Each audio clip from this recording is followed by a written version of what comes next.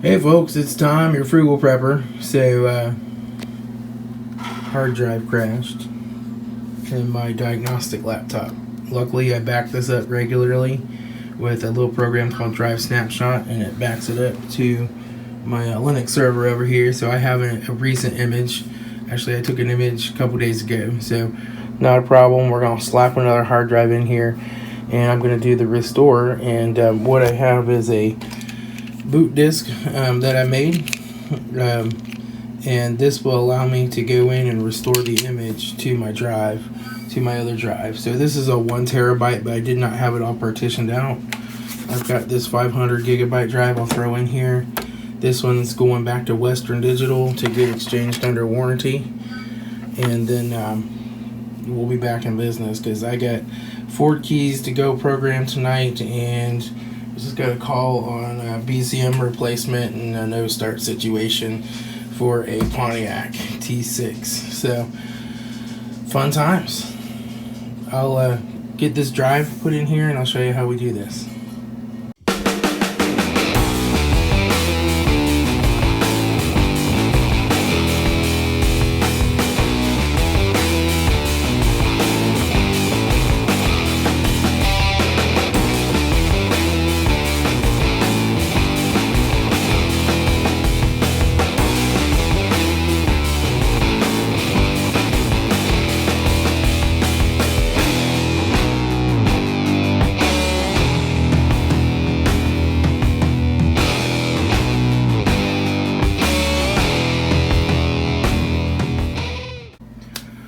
Alright, so now what I'm going to do is just, I've got my boot drive plugged in here. I'm going to turn on my laptop.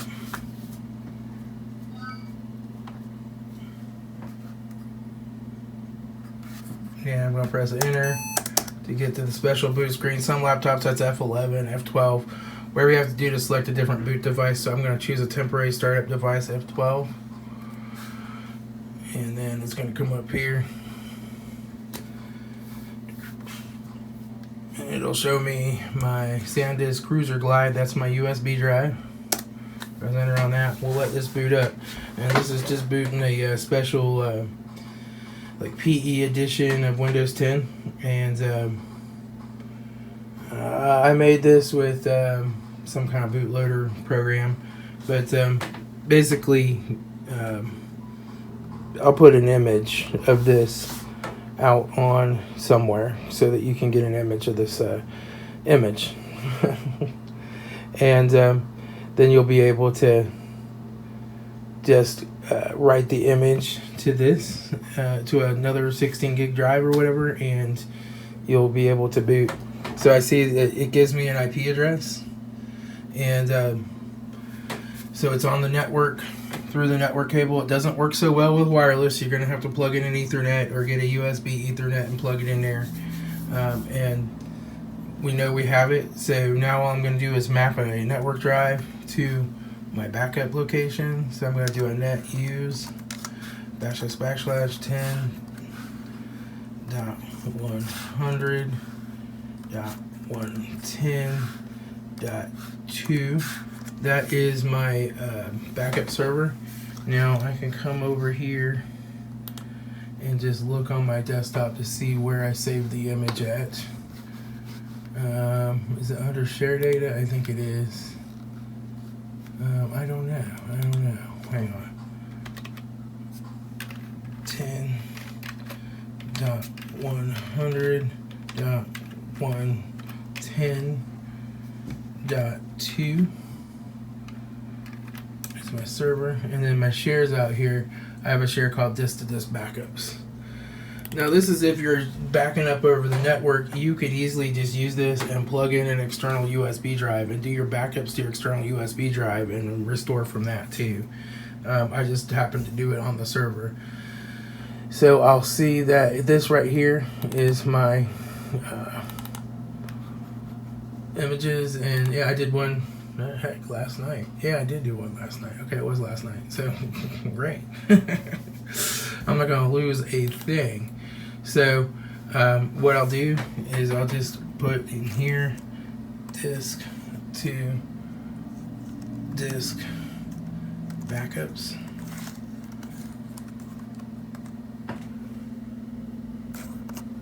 And map my drive. Command completed successfully. So now that I got my drive, oh, I didn't put a drive in there. Hang on. Net use y colon. So that's the command, net use y colon and the share name. The IP address or the name of the server, which I just use IP address, and the share name.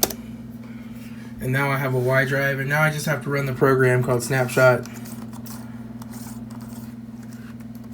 And normally you could just use Snapshot, but I have to do a 64-bit version because this stripped down 64-bit bootloader doesn't have any 32-bit support. So I have to run the 64-bit version. There I am. And what I want to do is restore a disk from a file. Then I'm going to browse. I'm going to come up here. I'm going to choose my Y drive.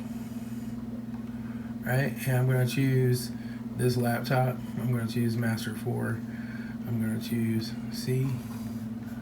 We're going to open this. We're going to say next. Now I think this drive used to be in this computer, so it probably has some old, probably has the correct partition structure on it already. But what we're going to do is restore the partition structure to make sure that we've got the correct partition structure. All right, and then we've got a 200 gig partition. That's going to be our C drive. It sees it as E on here, but it's really going to we're going to restore the C image to this first partition. Just kind of ignore the drive letters there. And it says it'll overwrite it. We'll say yep.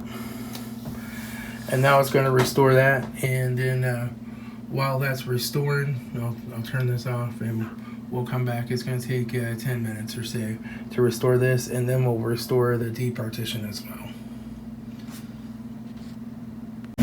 Okay, so we see it successfully restored, 100% done, that partition.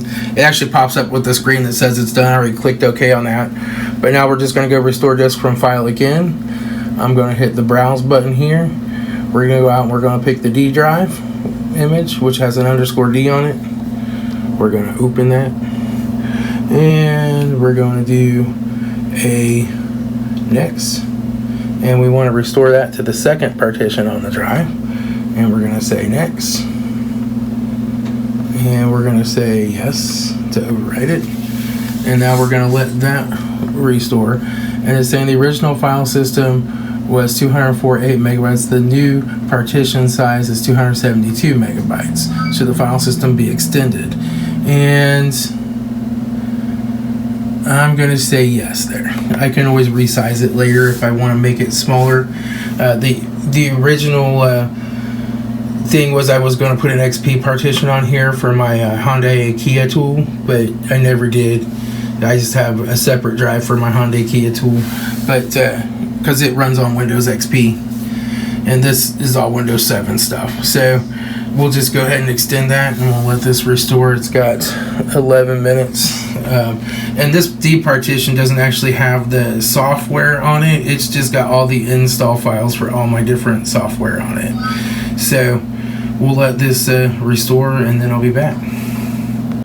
Okay, so it got done restoring that. Successful. Says it was resized, and it was. And I clicked OK and hit exit already. And so now all I'll do is type exit here at this window, and that will reboot the computer. We'll unplug the thumb drive. See if this guy will boot up.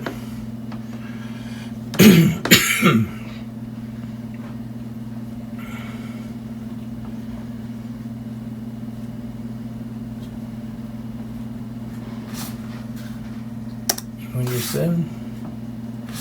Start Windows normally. Now it does this because I ran the backup from within Windows, and it took a image of the drive as it was running in Windows. So it thinks Windows didn't shut down properly. No big deal, you just say start Windows normally. And it's just like somebody powered the computer off at the time that the backup originally started.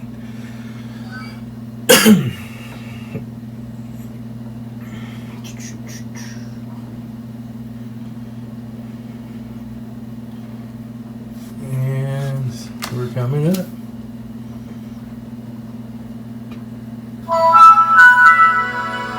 And I'm all back in business. I got my GM and my fork and my Pico. and we're all set. Now, the program that I use is called Drive Snapshot, and where you get this program is called drivesnapshot.de. We'll go there real quick. Maybe. It's going to take a minute. Okay. So it's www.drivesnapshot.de. And so this isn't a free program. So to buy it, you actually have to buy it, and I think they charge for it in euros. So let's go to the order section here. And you order it, you would go here, and for a workstation license, no, I don't want to restore my pages. Okay, a workstation is 39 euros. Server is 89 euros. But the server and the workstation version are actually exactly the same, right? So even if you have a server, you could use the workstation version and it would still work. But legally, you should buy the right version. But you can also just hit download, and you can download this snapshot.exe.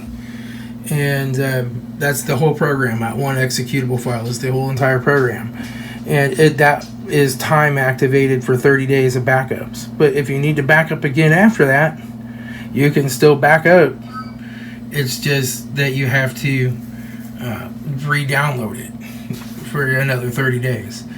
And then it'll always restore. So it just does away with the backup capability, but you can always restore from it. So you can put the free version on your thumb drive and be able to always restore from that. So I mean, that kind of works. But I'll go ahead and launch this, and we'll do another backup here. We're gonna run it. We don't want to always ask before opening that file. We'll run it, and then you just hit backup disk to file, and you select your disk over here. So it selects both partitions. Right, I'll click next. We're going to browse as to where we want to put it. And so where this mask 4 was my last backup, I'm going to go ahead and do a new one.